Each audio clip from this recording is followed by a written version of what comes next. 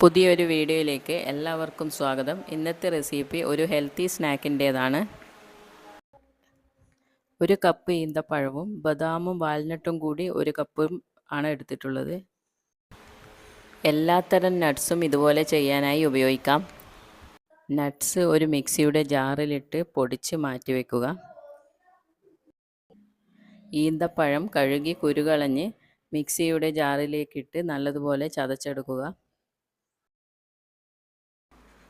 ഒരു പാൻ അടുപ്പിൽ വെച്ച് അതിലേക്ക് ചതച്ച ഈന്തപ്പഴവും 1 ടേബിൾ സ്പൂൺ ബട്ടറും പൊടിച്ചു വച്ചിരിക്കുന്ന നട്ട്സും ചേർത്ത് നല്ലതുപോലെ ഇളക്കി യോജിപ്പിക്കുക.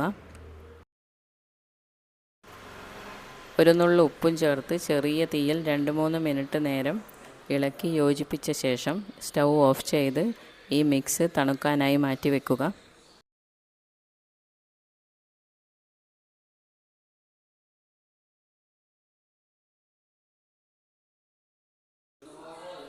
തണുത്ത ശേഷം ഈ കൂട്ട് ഒരു ക്ലിംഗ് പേപ്പറിലേക്ക് മാറ്റി റോൾ ചെയ്തെടുക്കുക.